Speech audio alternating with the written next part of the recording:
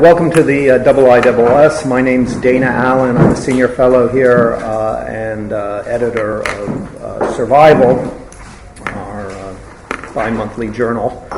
I'm very, very pleased. We are very, very pleased to welcome Dr. C.M. Brown, an adjunct senior fellow at the American Security Project.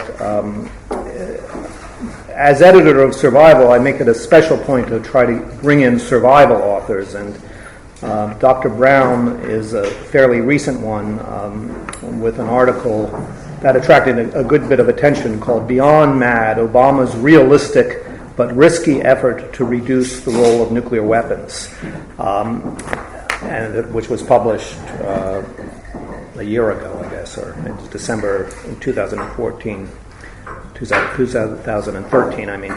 But he is perhaps better known as the author of numerous books, including this one, which we were just discussing, was first published in 1968 or 1969, I don't know which, under the title Faces of Power, Constancy and Change in United States Foreign Policy from Truman to Johnson.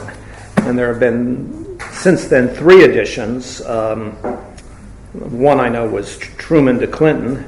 This one is Truman to Obama, and it's been just published by Columbia University Press. And this is, I remember when I was in graduate school in the early 80s, this was a major piece of work that one had to pay attention to, and it's continuing to regenerate itself. In any event, I won't go through the whole bio. Dr. Brown, in addition to publishing widely on military topics and security topics and U.S. foreign policy, has had senior research positions at, just to name a few of them, the RAND Corporation, Brookings, the Carnegie Endowment for International Peace, the Belfer Center at Harvard. He's worked for the Department of State and the Department of Defense and has taught at a number of universities, including Brandeis, Harvard, Columbia, UCLA, Johns Hopkins SAIS, and the Fletcher School. And his topic today, I think, is one that is really close to my heart. I mean, it's obviously related to the topic of his book, but it's one that I think is, I notice in the general commentary about Obama administration foreign policy, whether one is a critic or a fan, it's so often treated as something that's sui generis and as though there weren't traditions in American foreign policy that he represented. Now, I don't know if that's what Dr. Brown's going to say, but if he doesn't, it's something we'll discuss. But the floor is yours. Thank you very much for Thank you, Dana. Before I begin, is it consistent with your protocol that I go around and have people just identify themselves a little bit so that I know to whom I'm That's fine with the stipulation we don't have a lot of time, so yes, right. Identification should be very brief. But so that I have some sense. Sure, it's up to you. I'm Giacomo. I'm an intern here for the Transatlantic Affairs Department, and I work for Dana for his project book. IISS member, Mr. Vipul Thakur. James Roberts from the Tablet Catholic paper. Phoebe Armstrong, I'm a PA in a commercial intelligence firm at Dr. Christina Ayerbilcek, the World Peace Organization. Ken Gold, Ministry of Defense. Jim Evans, Chief Rice, Global Security Company. My name is Koichi Matera. I'm a Japanese visiting fellow of Bruce. I'm Vanessa Chochi from the Swiss Embassy. What was that? I'm sorry? Swiss Embassy. Thank you. John Berriman, I teach international relations at the University of London. I used your book many years ago. Oh, really? Thank you. My name is Julia Lapkin, and I'm a student at the LSE and also used to intern at the IISS. Hosni Imam, a journalist. From the back. I'm Izan Yusuf from the Malaysian High Commission. Abdullah from the Kuwaiti Embassy. I'm Dr. Fazio, PhD candidate, University of Rome. Nikki Roberts from Missouri. Steve Docking, Rome. Ibrahim Mustafa, Turkish Embassy. What was that? I'm sorry. Turkish Embassy. Thank you. Fatih Ulusoy, Turkish Embassy. Bill Morris from Trinity Group. Norman Moss, I'm a writer. Harun Sarıcan, former member of Parliament. Well, thank you all very much for coming. Thank you, Dana, for this opportunity. I very much appreciate your taking time off to come and discuss this topic with me, or let me test out some ideas.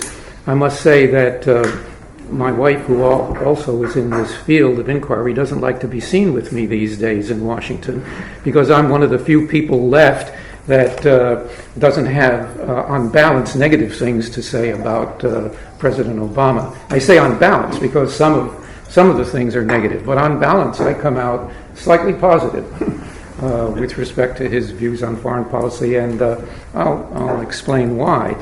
The session today was billed historical, Obama's foreign policy in his historical perspective.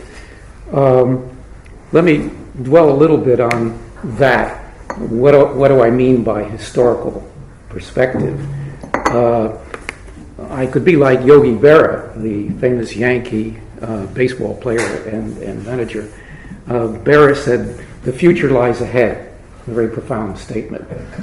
But we also know, as scholars and practitioners, that the future lies behind us, and that is what has happened is going to determine what will happen. There's a third view, which I also hold, and that is that the past lies ahead of us. We don't really have a fixed perception of what the past is, what has happened and its meaning, until things unfold in the future. Today, in writing this book, Faces of Power, I have some different perspectives than I did when I first wrote about it. For example, on Dwight Eisenhower. I, like a lot of people during the Eisenhower era, thought that Ike was aloof, that he left everything to John Foster Dulles. But we find out after the declassification of a lot of archival material and so on, but also perspective as to what happened, that Eisenhower was very much a hands-on president. He was very much involved in what was going on. But also we have different views and different evaluations. Truman today is regarded by Republicans as well as Democrats as probably the model of a foreign policy president. He left office in the end of 1952, beginning of 1953, with one of the lowest approval ratings of any of our presidents, under 25%. And a lot of the disapproval of Truman had to do with the way he conducted the Korean War. General MacArthur was much more popular than he was, and of course, as you know, Truman fired MacArthur over the disagreements and insubordination, as Truman said, with respect to MacArthur's behavior. A lot of our presidents have gone through that kind of transformation. Reagan today is, by Democrats as well as Republicans, praised for his presidency. But at the end of his presidency, he was quite unpopular because of the Iran-Contra business, his trading of arms for hostages. He said, "I will never negotiate with terrorists," and so on. So our view as to what was meritorious and a real contribution to the United States and its interests in the world changes as we get farther from it and as we see the implications and the developments of what will happen. So what I've set for myself then is a impossible task, is it not? How can I know what the future is going to be that will allow us to evaluate Obama's foreign policy?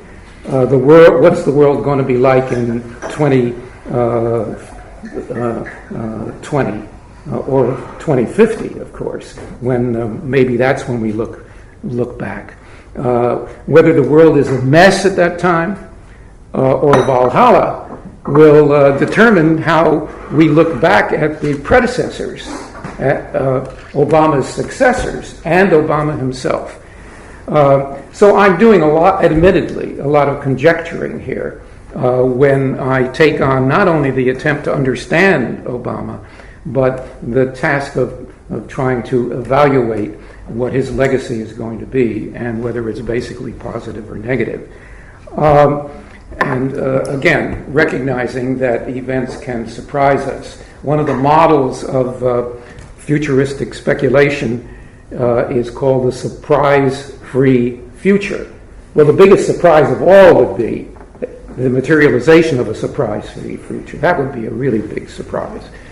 Okay, so with all of those caveats then, let me venture into this insecure topic. And what I'd like to do before we open it up for discussion is to compare Obama's aspirations with his achievements. What were his aspirations coming into office as to what he should do and what should happen in the international arena? What were his major aspirations? Has he accomplished those major aspirations? Now, I'd be interested in what you have to say about what you think his major aspirations were. To end 2 wars, it appears to me, that was primary for Obama. To end U.S. participation in 2 wars. Not necessarily to end those wars as they were unfolding within Afghanistan and Iraq, but to end U.S. participation. And from the vantage point of 2015, he's partially accomplished that. Not entirely, but accomplished it to this extent, and that is that the United States is not engaged anymore in major combat operations in either Afghanistan or Iraq, though it's obviously quite controversial in Washington as to whether or not we should become engaged more in Iraq, but also how long we should play an active role in Afghanistan. Obama is still very certain that this does not mean boots on the ground. It doesn't necessarily mean everyone who wears an army boot is not going to be part of the operation, but the United States will not be engaged in major combat operations. But as we know, just this past few weeks, with respect to what's happening in Iraq and in Syria, I meant Iraq, did I say Iran before? I meant Iraq. What's happening in Iraq and Syria indicates that there may be some slippage in that concept that there will be no major U.S. combat operations in those areas. People within the administration, as well as the opposition, McCain and others, have been arguing that we need to have a more active role, that if we're just involved in an advisory role, if we just have contingents there that are enablers, that we may have to protect them. And like in Vietnam, when we started to realize that we and not the South Vietnamese were the ones who had to protect our advisory groups, we became involved. And we went out in search and destroy missions in order to preempt in an anticipatory way some of the attacks upon our advisory groups there. So that this is an area which we're not sure about his accomplishments. As yet, he has, however, accomplished what he set out to do in the large, and that is to take the United States out of these 2 wars. But there have been a lot of surprises along the way. What's happened in Yemen, for example, and the reliance by the United States on lethal capabilities to engage remotely in war, although not being there in a sense of actually being deployed. We're not engaged anymore in regime change operations. In fact, we have devolved all of that onto the Afghans and the Iraqis, the political aspect of it, but also the military aspects of regime change. We are no longer involving ourselves in that. And we have become involved, since Obama took office, in a number of substantial military operations. Libya is one example. But again, Obama held to his insistence that there would be no boots on the ground for the Libya operation. At the outset, he wasn't even willing to say this was a regime change operation, but it morphed into that kind of an operation. The lessons of Libya, okay, and the complications that evolved in Iraq have reinforced Obama's basic position that we shouldn't become involved internally in the political operations or in the political scene or the military operations. We will counsel what we think should be done on the political side, as we are counseling the Iraqi government that they have to become more inclusive if they want to be able to mount an effective military campaign against ISIS in Iraq. But we are not anymore in the business of manipulating their political system. And we are definitely not in the business, at least if that can be adhered to, we're not in the business of getting back in to conduct a major military operation. And in just about every circumstance that might present itself to the United States, Obama is standing his ground of not becoming involved in those kinds of major operations that require the United States to become a very active participant in the violence in civil war situations in various places. This is an explanation in part of his insistence that we not become involved in Syria.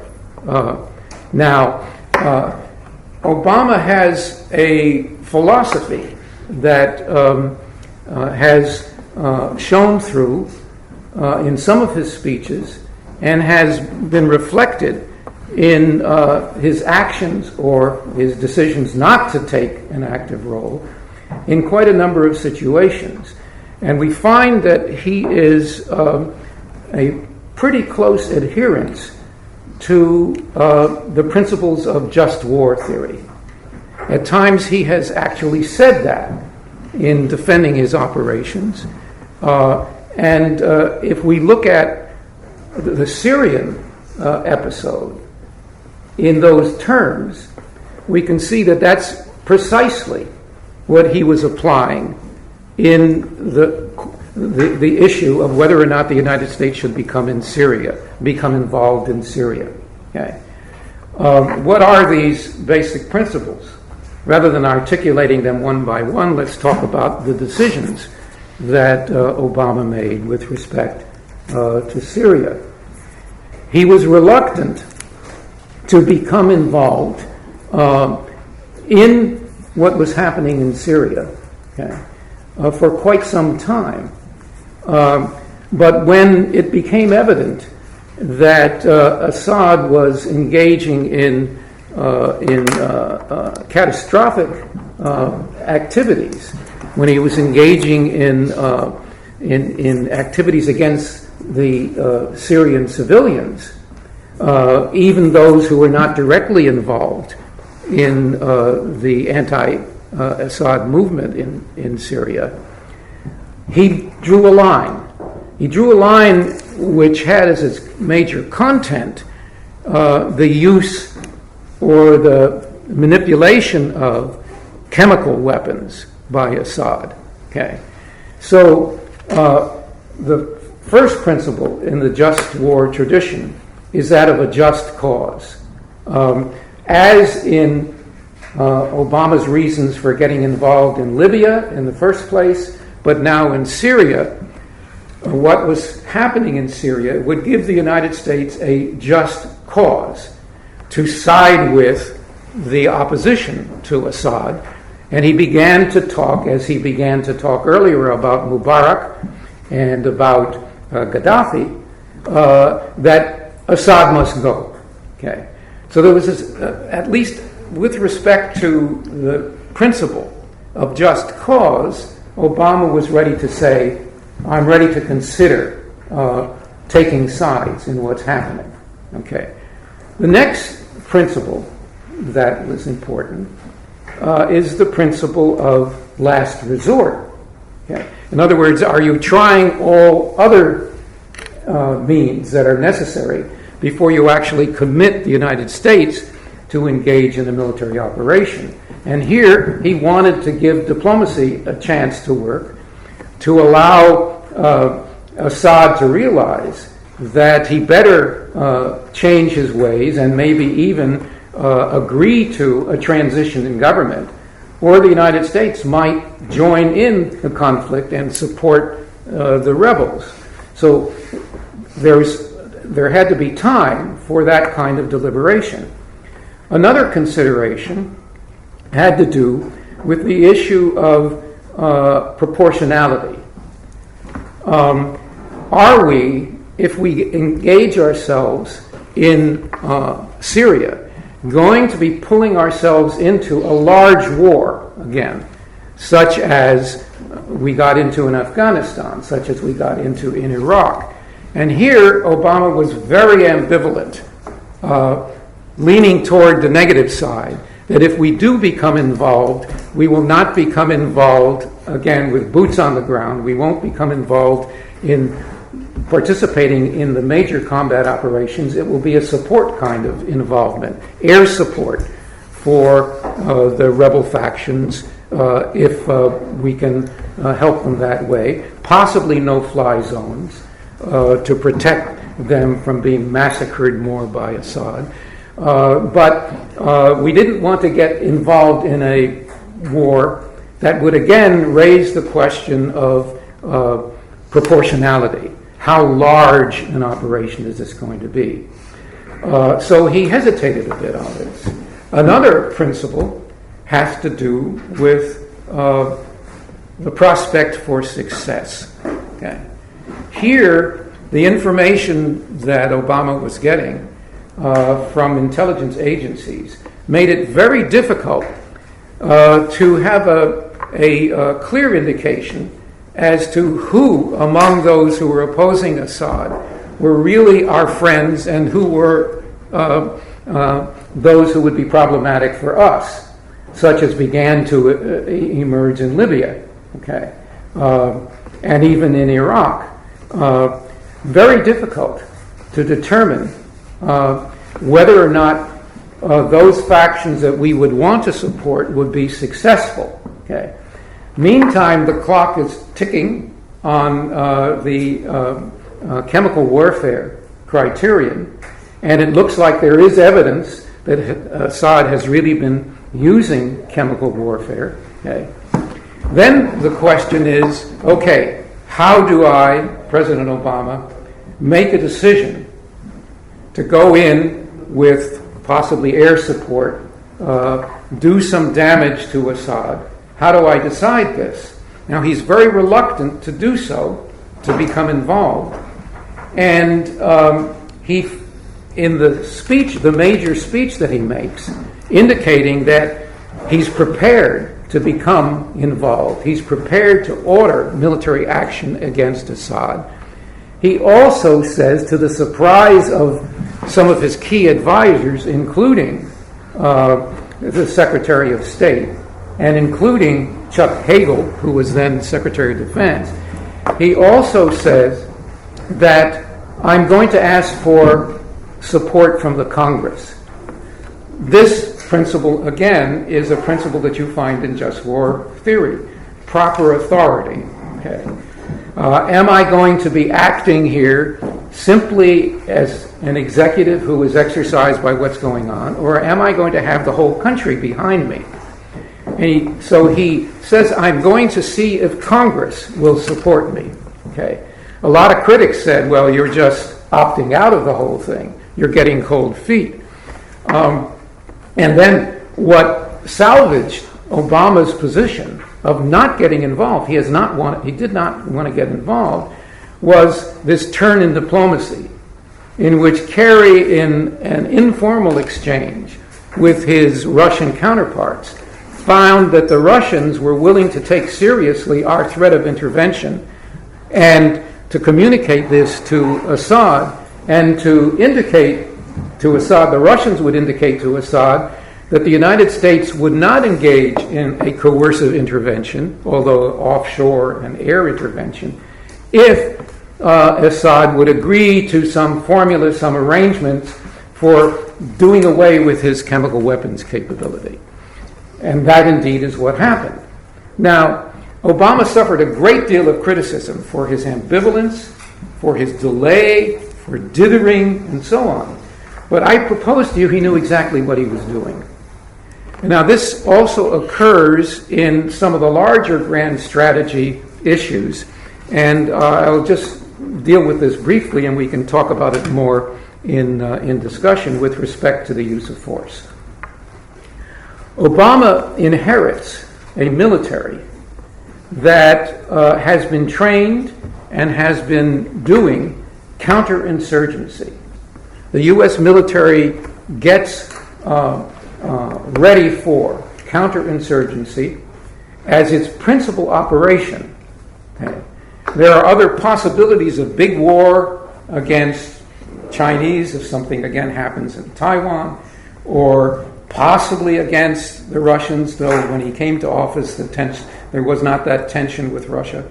Okay, but he does not, on the basis of what happened in Iraq and also what is happening in Afghanistan, over his first few months in office, he pretty much comes to a conclusion, which was reported on initially by Bob Woodward, that American involvement overseas, American involvement in foreign wars, is not going to be on the ground, is not going to be counterinsurgency, it's not going to be nation building, it's going to be counterterrorism. So the counterterrorism aspect of Obama's foreign policy received priority. It receives the highest priority. It trumps other considerations. And to the dismay of people within his administration, he essentially has ruled out for American national security policy, for American grand strategy, getting involved in other countries with this magnificent force that has been built up and trained to go after insurgents. That's not what we're going to do. What we're going to do is we're going to use pilots or unpiloted aircraft. We're going to use offshore naval capabilities. We're going to define our participation in any of these conflicts as providing support for indigenous factions that we might be for. But we are not going to deploy and become a part of the ongoing wars in those countries. That is now being ruled out. It's not stated quite that explicitly, but there are hints that are picked up by critics and some of his supporters that Obama is getting the United States out of the role of world policeman. Some are calling it neo-isolationism. Obama rejects that as a characterization of what he's doing, and I don't think it is either. But there's a different kind of involvement that the United States is going to have. We have certain international interests that we will fight to defend a priori, and those go under the heading of defense of the commons, namely the defense of navigation on the oceans, the defense of the airways, okay, and outer space, the defense of the commons. We, however, the burden of proof will now be on any who suggests that the United States should be the world's policeman, that we should get involved in other countries. Now, this is controversial in his administration. Some of the key people in his administration were believers in the R2P philosophy, responsibility to protect. We are for universal human rights, okay, but that's not simply rhetorical. We have to be ready if others do not accept their responsibility to protect against atrocities. If they don't accept their responsibility, then outsiders must take that on, and that ought to be one of the roles of the United States. Obama might have started out that way. He might have thought that's the way we were going to go when the Arab Spring started breaking out and flourishing, but he backed off of that. He backed off of that rather conclusively, learning the lessons of Libya more than almost any other lesson, that is not going to be the U.S. role. Now, I'm suggesting that is his legacy. Whether that will be adhered to by his successors or not, we don't know. And also, he has had to face certain threats as well as opportunities that were unpredictable. He has had to face the increasing belligerency of Russia under Putin and what happened in Crimea and the Ukraine. He's very ambivalent as to how we should respond to that. Ambivalence is a term that covers a lot of what he is about and how he thinks about things. But there are other surprises. The recognition of Cuba. Not full recognition yet, but this was a surprise, which I think will stand him in good stead in the future. Also, getting serious about climate control and global warming and being able to negotiate an agreement with China to also get serious with us. Non-proliferation, taking that very seriously. Of course, it's totally now up for grabs depending upon what happens in these next few days with Iran. Free trade regimes. Here he's not different than any of his predecessors in the executive. They've all wanted free trade. But he's having a very difficult time from his own base as well as from some in the Republican Party, in the populist part of the Republican Party, but also in the populist part of the Democratic Party, to be able to push through a free trade agreement for the Pacific as well as for the North Atlantic that has some content and some real merit. Whether he will succeed in that, we don't know. Those are aspirations that he has, but it's not clear that he would succeed. Well, from this complex of characterizations and this complex of factors that have made for his ambivalence, okay, I infer that looking back at the Obama administration, he is going to be regarded as a president who adjusted U.S. foreign policy to the post-Cold War complexities. He will have that merit in his reputation looking from the future back. And although today he's the target of criticism from the left and from the right of very, very few defenders, I think these accomplishments will be solid. And I also think that the United States will be, although we will be much criticized for it, the United States will be out of the business of Pax Americana interventions. Okay. So please have at me, or give me your own rejoinders to what I've said. Great, thank you very much. Let me start, and then I'll open up to the floor. I just was, you started off by talking about aspirations versus achievements, and you listed actually one aspiration, which is probably the most important one, to get out of two wars. I mean, there were a couple of other aspirations, which I'm curious about, not only from your views, but maybe especially the second one, the assembled view. I mean, one aspiration, which was clearly a failure, it seems to me, and you'll recall in the 2008 election, some people thought he had a rather swelled self-regard. One aspiration was to transcend American polarization, which has been getting worse and worse.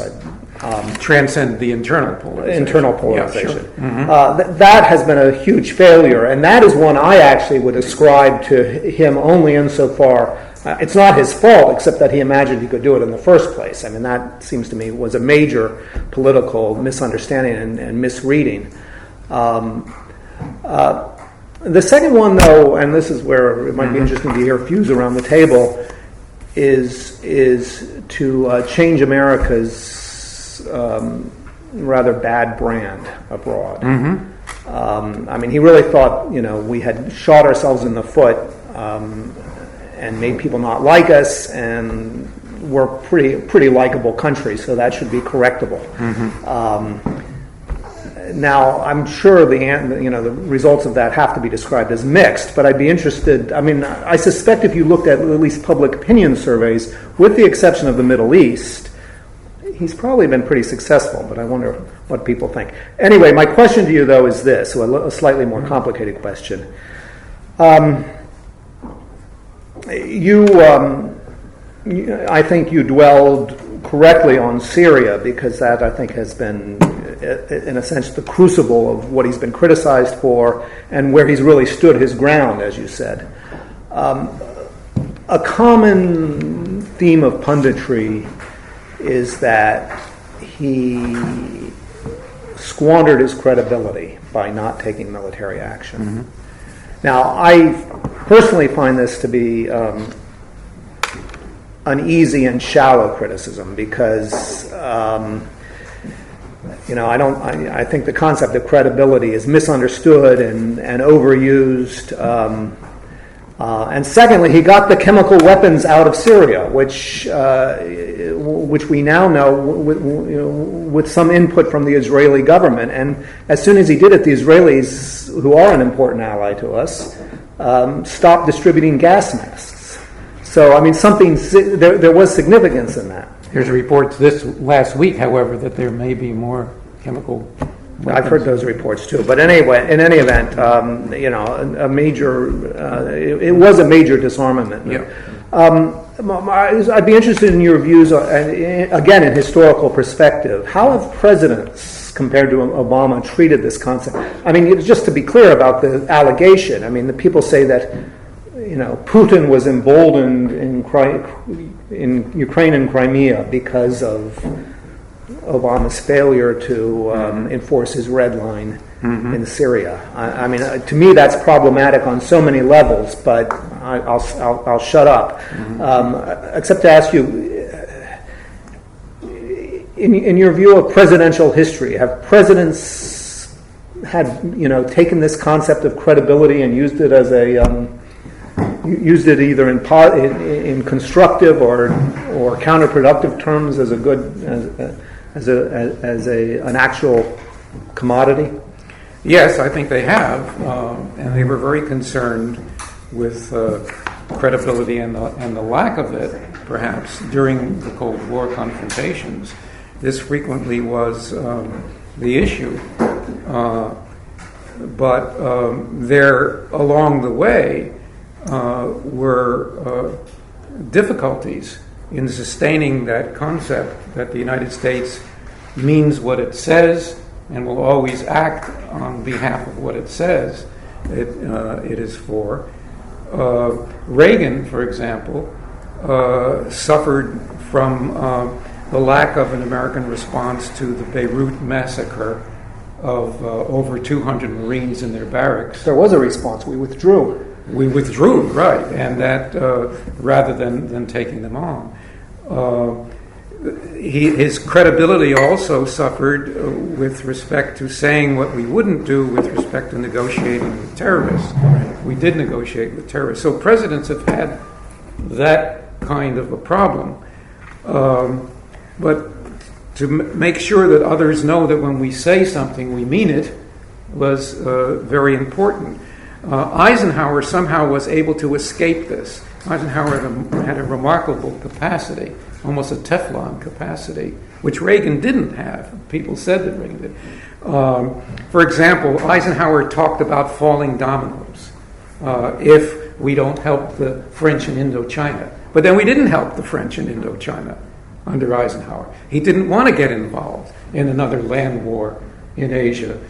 Even if it was offshore air support, he didn't want to do that. So I think that is a problem, and presidents are very concerned with that. Can I just comment on your polarization?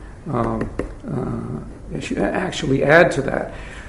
Obama did not consider himself a polarizer. He considered himself a unifier, and his initial domestic strategy also was to see if he could get those across the aisle although his critics say that he never really schmoozed the Congress enough.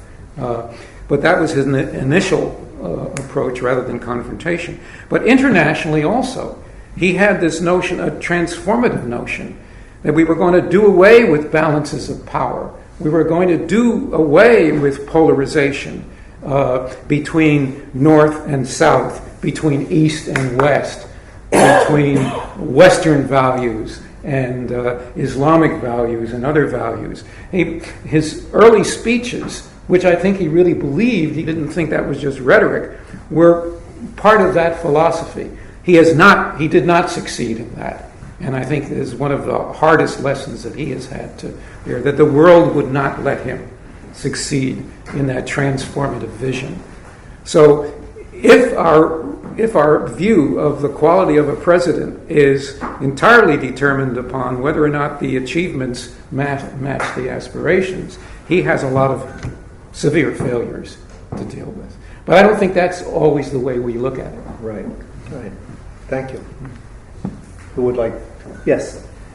I would like to say that Secretary of State John Kerry, he's fantastic advisor to Obama, and he's a great friend to President Obama. Mm-hmm. And also General James Jones, who was national security. He has a fantastic maturity, and he knows what the world looks like. He didn't try to convince anybody to go on the work, and unfortunately he's not anymore an advisor. And the deterioration of the political situation shows the importance of the entire international community when it comes to maintaining peace. And I think United States unilaterally cannot solve the problem. We need to create competitive international organization such which can give a peace guarantee for the time. Otherwise we will have problems like in a carnival, only masculine train. And that's my objective. Thank you. Any response? No, I take your comment. I agree that we have to exercise a leadership role. The question is how. I will discuss later on. Okay. Anybody else? Yes. Thank you very much for your presentation, firstly. And my question is, what are your thoughts on Obama's foreign policy towards Europe, and especially towards the UK, as there has been a lot of discussion lately that Cameron kind of lost his, that Britain is not as important as it was before, and I want to know your thoughts on that, especially with regards to the relationship with the US. That Britain is not as important? Yes. Let me take the first part of your question, though. Crimea and Ukraine were certainly a shock to the administration. They didn't expect that. And there is a genuine ambivalence yet with respect to how to deal with that set of destabilizing policies that Putin has engaged in. The latest that you've heard, of course, is that the United States is going to pre-position heavy equipment, tanks, mortars, other heavy equipment, in member countries of NATO, including the Baltics, including Latvia, Estonia, and Lithuania, as a signal to Putin that he ought not to push too much. But even that, although the reports of that are accompanied by reports that Obama has not yet fully made up his mind as to what requests from the U.S. military, if they are asked to provide requests as to how they do it, he's going to go along with. He is very much concerned about a process of mutual escalation. So the repolarization of Europe that has taken place, of course now farther east than it was during the Cold War, is very disturbing to him. But quite clearly, he has not found a grand strategic concept for how to deal with it. And whether he will or not, we don't know. During the time of the Cold War, it wasn't as far east, but when there were instabilities in Eastern Europe, Eisenhower, at the time of the Hungarian uprising and the Czech uprising, moved back from any notion that the United States would actually become involved in that because of the basic balance of power at the time. That balance of power is still essentially there. And this is what is very worrisome to the administration and to the president with respect to taking an active role in consonant with NATO's Article 5 for members of NATO who, on an independent assessment, might not be that important for U.S. security. But here you get to the credibility problem. Again, if the United States does become more involved, even if only by moving heavy equipment into the area, it is doing so basically for reasons of credibility. Obama has said that Article 5 is binding upon the United States for those countries that are newly members of NATO. What this actually will mean, Ukraine was not a member of NATO, so he doesn't have quite that credibility problem, with respect to Ukraine. But the credibility issue is very much involved, and it bothers the administration terribly. I would suggest to you if they had their druthers, they'd rather not be bound by that kind of consideration. But that's the nature of what's happening. On the UK, I mean, part of the great theme here is the diminishment, if that's the word, of UK influence and standing. I mean, the argument has to do with the possible withdrawal from the EU, stagnant or falling defense spending.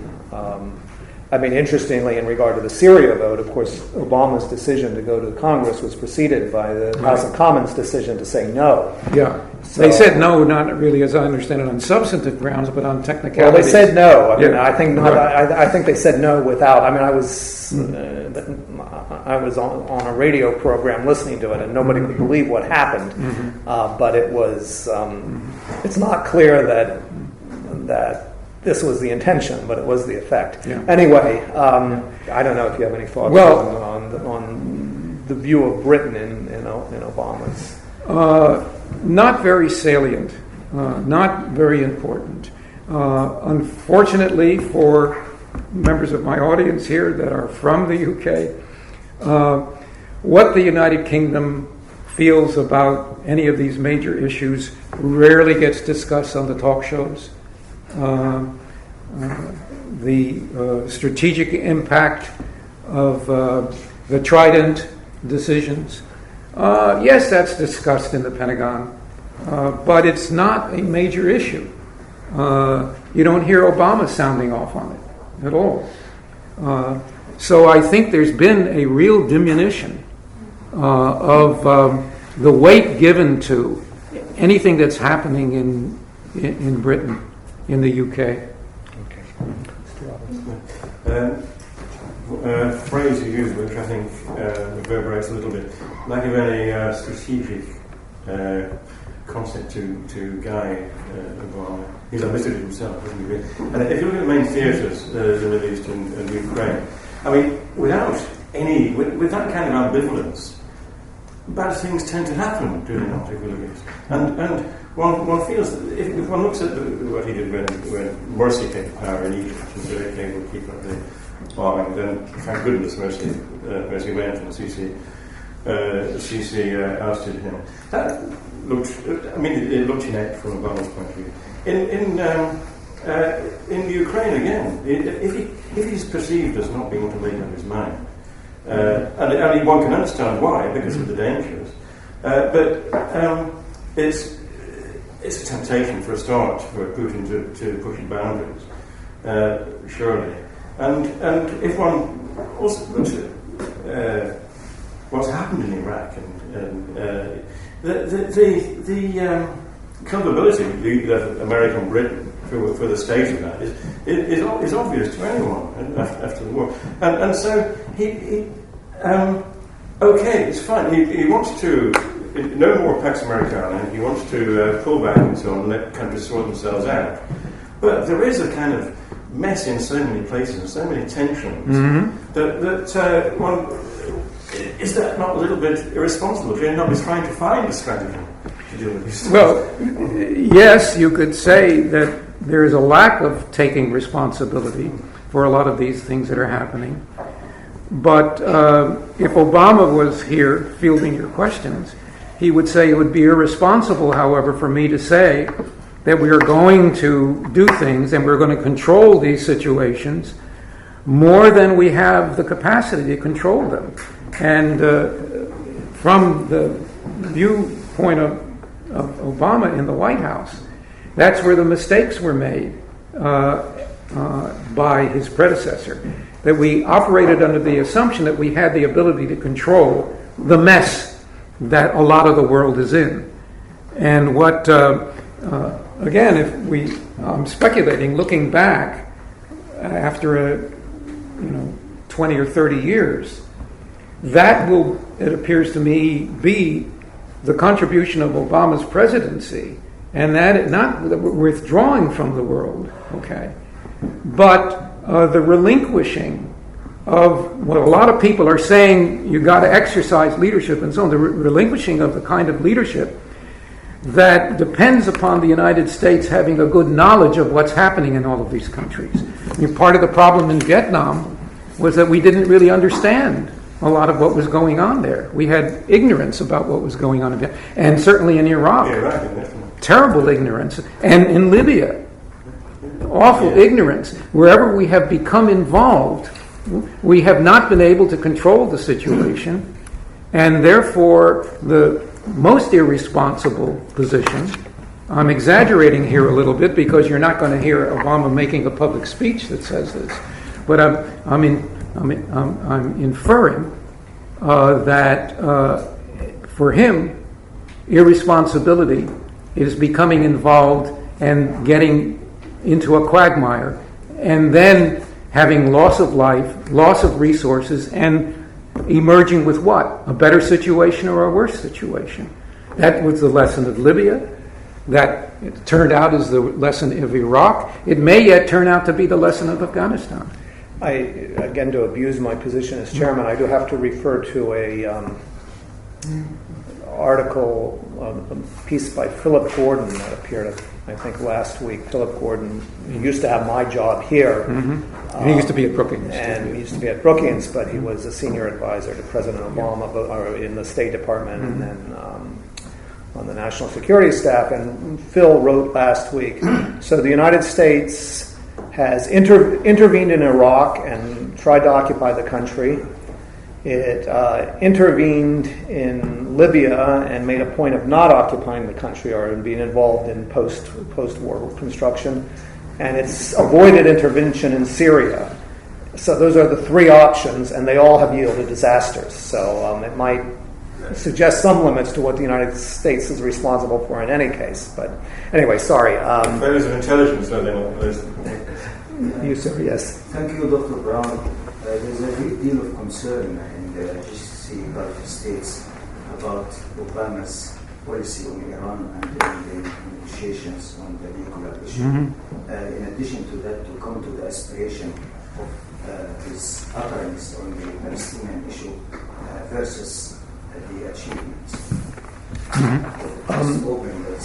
So actually, is it okay? I realize we're sort of out of time. So can I take the two more questions and can we bundle them?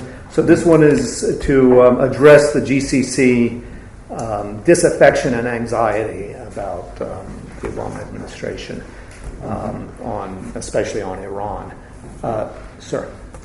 Mr. Brown, you mentioned that the USA was surprised when Russia moved into Ukraine.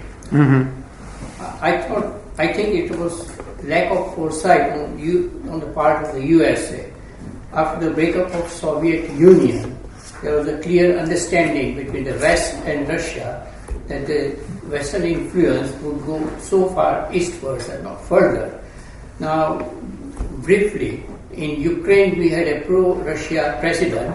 When there were local protests, Western agencies encouraged that, and the alarm bells were ringing in Moscow.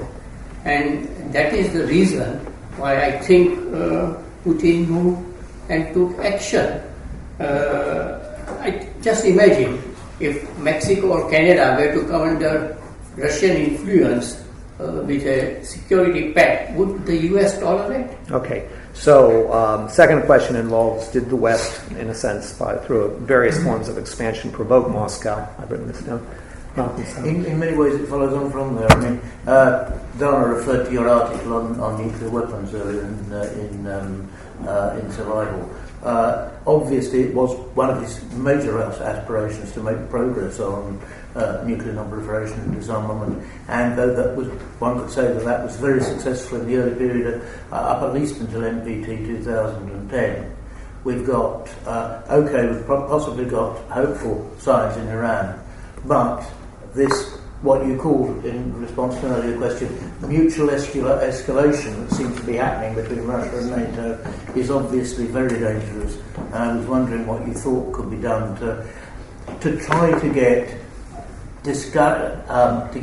greater discussion between Russia and NATO, whether it should be at second-tier level or at summit level, to try to both understand each other's mutual fears and to try to de-escalate that very dangerous situation and get nuclear non-proliferation disarmament back en route again. Okay, and I'm violating my rule. I'll take one more with the apologies to the other people who I'm not taking. But yes, you will have the final question. I'm afraid my question is rather large, but I'll well, you need to the answer will be large. The question is very short. Do you think that even if the US had all the knowledge it needed and wasn't ignorant at all, if that was even possible, do you think the US would be able to accept that some countries need some different sort of governance than what US values would last? I'm not sure that I... Diversity, in other words, will the U.S. Abandon a sort of missionary view that the world has to be democratic? I think that's the way to put it. Okay, so we have 4 questions, 2 of which are very much related. The one was on, whatever your objective judgment of Obama foreign policy, it has made our Arab allies, and of course Israel, if I could add, very anxious. So they're not impressed. This whole question of the extent to which we have to look at our own policies vis-a-vis Moscow, both in setting off this crisis, and I think this might be is a reference to NATO enlargement, but also sort of the EU behavior. And I think that follows on what Malcolm said, that can there be a discussion where you can understand and respect each other's interests, and then what about the U.S. mission to bring democracy to the world, and not be satisfied until... I think when we get a chance to read Obama's memoirs, assuming that he's going to write them, and I think that's probably a good prediction. What he will say about the way the United States has handled the Iranian situation in the Middle East is going to be one of the most fascinating parts of it, because on the one hand, Iran has been billed as our major enemy in the Middle East, okay?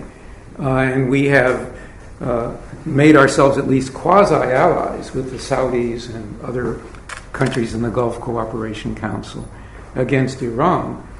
But Iran also has emerged as being very important, apparently, for combating the Islamic State.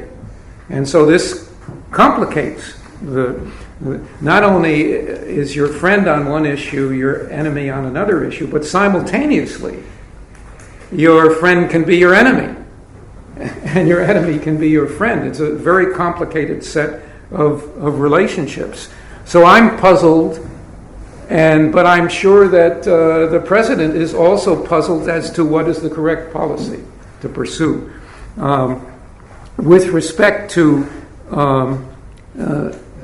how he's handling the Palestinian question, okay? The question with Israel and so on. I think this is another aspect of his foreign policy that I think over the long run, looking back, will be regarded as impressive. More than any other president, except perhaps George Herbert Walker Bush, Obama has stood up to the Israelis and has not gone along with what they wanted, including, of course, the very important negotiations with Iran. They may fail, but the Israelis haven't even wanted him to engage in those negotiations. And he has also been really quite critical of the Israelis on their settlements policy and so on. So I think that historically that will be an aspect of Obama's presidency that will impress people. Whether it impresses them because they like it or they dislike it is another question. With respect to the Ukrainian situation, as in Georgia, there was certainly mutual provocation. There's no doubt about it. And the fact that there was mutual provocation has made it difficult for the Obama administration to unequivocally find its allies and support them, particularly if it will mean supporting them with weapons and escalation of the situation where we might even do that. So yes, I think your premise that I would say not that the United States was the provocateur, but there was certainly mutual provocation, and the administration knows that, and it has conditioned again, the term ambivalent. I thought of writing a piece called In Defense of Ambivalence, by the way, for the Obama administration. With respect to the nuclear aspirations of countries, I think he's been relatively good on that. But I think that there's been a failure to address some of the contradictions in the U.S. non-proliferation policy. We have indicated to the world that you don't need nuclear weapons because if you're threatened by a WMD-wielding state, we will counteract. And this is known as extended deterrence, and extended deterrence is a nuclear extended deterrence. This indicates to the world that the way to deal with aggressors, particularly if they are WMD aggressors, is to have a nuclear capability. Our nuclear capability, but not yours. Over the long run, this is going to be very difficult to sustain because over the long run, we can expect more of a divergence of vital national interests between very many countries that the United States has now extended a nuclear umbrella over because they are faithful members of the NPT. I think that there's a real problem there. I don't think Obama is going to deal with it. His successors will have to deal with that. The negotiations with Iran, I think, have all kinds of problems, but I think that's been courageous on his part. He may suffer if it doesn't work out the way he should. Interesting question about the United States' view on democratization, human rights, and so on. What Obama early in his presidency said, getting on the right side of history. Okay.